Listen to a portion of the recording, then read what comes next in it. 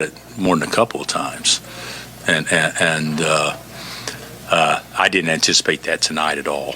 I thought he was good to go, but obviously we only got 18 minutes out of him, and that's disappointing because he could have had a really big night. But one thing about it is we've it's happened often enough that our guys have learned to play without him, even though that's not the way we want to play. But that's certainly something that we're not unaccustomed to, right now. Like, comment, share, subscribe. Y'all know the vibes, man. Appreciate y'all for checking out the channel, man. But sorry, I just got distracted. But we're here to talk about the Darryn Peterson situation. Um, as you guys pretty much already know, if you guys haven't heard already, Darryn Peterson. I keep saying Daryl. Darryn Peterson is one of the most talked about college basketball players right now, for good reason, for bad reason. He's kind of been a mixed bag when it comes to being brought up in conversations. But from what I've seen from Darryn Peterson and the level of play that he's put on display at the college level, he's definitely worthy of being the number 1 pick in this loaded draft. You guys, when you talk about this draft, man, by the way, this is an insane draft class. You're talking about Darryn Peterson, obviously, Cameron Boozer, AJ DeBonsa, Caleb Wilson, Kingston Flemings, Darius Acuff, just to name a few guys. This is a loaded draft class, man, and nobody is really gonna debate the talent of Darryn Peterson. We understand how special he is as a player. Um, I think the questions really stem from his health. You know what I'm saying? I think he missed like 11 or 12 games this season. Um, and I'm not necessarily really surprised by the way things are being handled. You know, we're living in the NIL era at the moment. You know what I'm saying? And if you're Darryn Peterson, man, and you're being projected to be the number 1 pick in the draft, you obviously have the talent for it. Um, I guess the only issue that people have is that he's bringing load management to college basketball. It'd be a little different if he was actually hurt. You know, I think he had like the flu or some shit like that, but he could have played through it, but he didn't. Um, he just shot a 3-pointer the other game. The last game he played, he shot a three, and then once he made it, he checked himself out of the game, and people are just looking at him sideways, man. But like I said, we're living in the NIL era where players have a lot of power. They have a lot of say so. It just seems to me like Kansas really, really wanted Darryn Peterson, so they're willing to cater to him as much as they possibly can. I really don't think the coach really has a say so in this situation either, just based off of the way he was talking in the press conference after the game. So yeah, man. A lot of things are going on in this Darryn Peterson situation. It's really a little confusing, because yeah, the NIL is definitely a thing, and it's definitely a reason why all of this is happening. But last season, when Cooper Flag went number 1 overall, Cooper Flag, he could have sat out a couple games. You know what I'm saying? They were already saying that he was the number 1 pick in the draft by far, so he could have sat out. He could have missed games. He could have load managed, but he didn't. He just played through it all. And I think that's one thing that a lot of NBA scouts and GMs are going to look at with Darryn Peterson. The talent is obviously there. He's a very, very hard-working player. Of course, that's what we hear in NBA circles and in the college circles, and him coming up out of high school. We understand how hard he works on his game. A lot of people are comparing him to Kobe Bryant. I wouldn't necessarily go that far. But there's more that, and I'm gonna get back to why I don't compare him to Kobe in a second. But I think when it comes to being the number 1 pick in the draft, there's more to it than just being a talented basketball player. You know, you have to have the mentality. You have to have the durability, because availability is the best ability. You know what I'm saying? So you have to have the mentality of a winner. You have to be a leader. You know what I'm saying? So all of those things play a factor into being the number one guy. You know what I'm saying? Because we've seen a lot of talented players come out of the draft in recent history, but they didn't really pan out or live up to the hype.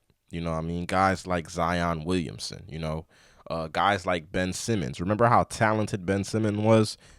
Kobe Bryant even went as far as to say as if he just were to develop a jump shot, he could be the next LeBron James. He could be the best player ever. Well, he's got to get a jump shot. Listen,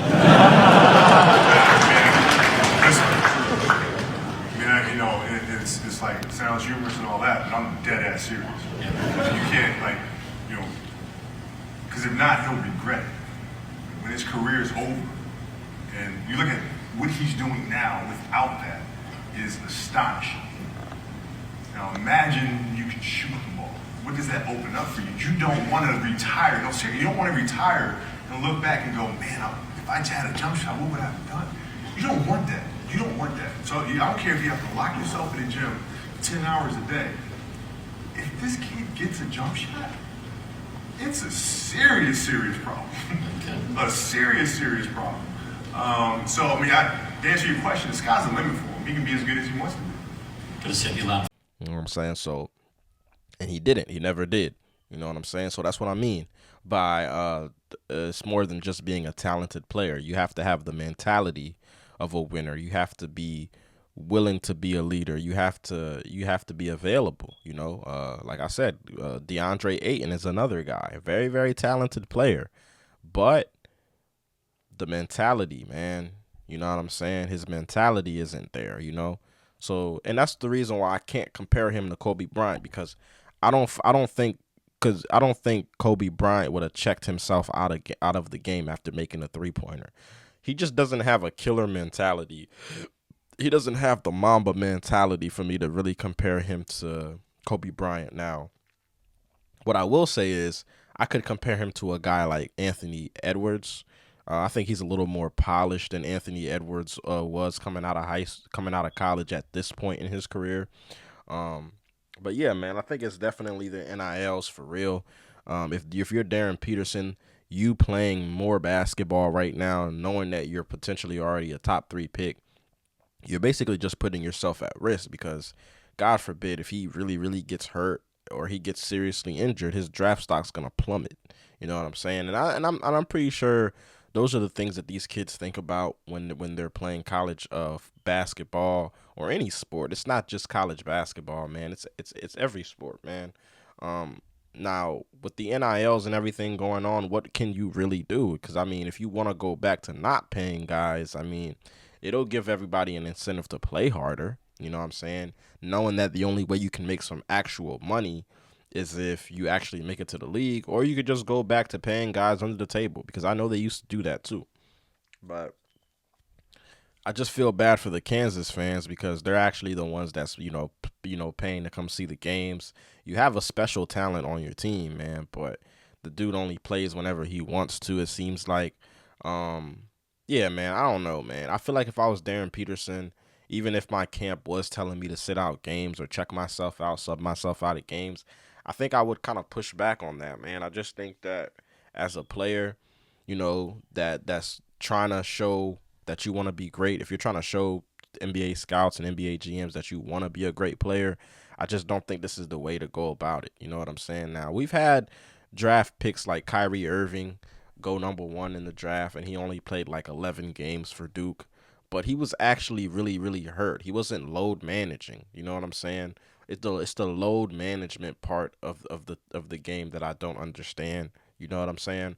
And it's like, if you're the NBA, how can you justify drafting this guy number 1 overall? What precedent would you be sending to the other players in college basketball? You know what I'm saying? Or the future guys coming out of high school going into college and trying to make it to the league. What precedent and what standard are you trying to set? Because you got guys like Cameron Boozer. In my honest opinion, I think Cameron Boozer is a for sure pick. I think he's going to be a good player no matter what happens. You know what I'm saying? He's a do-it-all big. He plays every game. He's reliable. He's consistent at Duke. Another guy, AJ DeBonza, you could probably go with him. He's got a real polished game as well, and he plays hard on both ends of the court. Not saying that Darryn Peterson doesn't do that, but the subbing yourself out of the game, the not being available, can if you're a team, can you really afford to take a gamble on a guy like that? I think there's only a certain. I think. I can't even talk right now. I think the only way that Darryn Peterson goes number one, it's gonna determine on what team actually has that number one draft pick. Like, I could see a team like the Washington Wizards, drafting him number one anyways and forgetting about all the noise and everything. I could see that. You know what I'm saying? But like I said again, what precedent would you be setting? You know what I'm saying, for the future NBA players. You know what I mean? Oh, I can sit out of games if I'm already anointed the number one pick. I can just sit out of games and not play. I don't know, man. It's doing a disservice to the game. It's doing a disservice to the team, and it's doing a disservice to the fan base. It's already bad enough that the NBA is already trying to figure out how to fix this load management bull crap. Now we got college players doing the same shit, So I don't know, man. That's just my opinion on it. Do I think that Darryn Peterson's gonna go number one overall? It's hard for me to say that because just off of everything that's coming out about him, I don't know. Literally, like I said, though, it just depends on the team. It just really depends on who has the number one pick, which we're not really going to know until the lottery hits. You know what I'm saying? So, you know what I mean? So it is what it is, man. But if you were to if you were to ask me who I would take number one overall, it would have to be either Cameron Boozer or AJ DeBonza, man. You're hurt in college. You're load managing in college. There's 82 games in the NBA, 82 plus if you make it to the playoffs. And if you can't stay healthy in college and you're load managing in college, what am I supposed to expect from you when you get to the NBA? You know what I mean? Where guys are bigger, stronger, faster. Your body is going to definitely take a lot more wear and tear because you're not playing against amateurs anymore. You're playing against grown men. You know what I'm saying? So it's just something to keep in mind if you're an NBA fan or you're an NBA team looking at this dude as the number one overall pick. You know what I'm saying?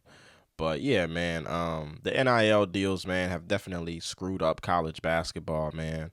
I thought, when people were debating whether or not they should pay guys and be honest about it up front, I didn't think it was going to cost this much chaos, but man, was I wrong. I think the NIL era is really screwing up basketball. It's not just basketball either. It's the NFL as well, man. The NIL thing is just really ridiculous, man. I'm gonna just be honest with you, man. It's too much going on. It's I don't know. Like I said, you got guys like Peterson, you know what I mean, load managing because he already knows he's a top 3 pick. Doesn't matter what he does. He's a top 3 pick. He's not getting past the top 3. But yeah, man, like, comment, share, subscribe. I think I'm rambling at this point. Y'all know the vibes, man. Y'all let me know how y'all feel about Darryn Peterson subbing himself out of games and load managing in college basketball. It's crazy that the best player in college basketball has brought load management to college basketball. But yeah, I'm going to catch you on the next one, man. I'm out. Peace.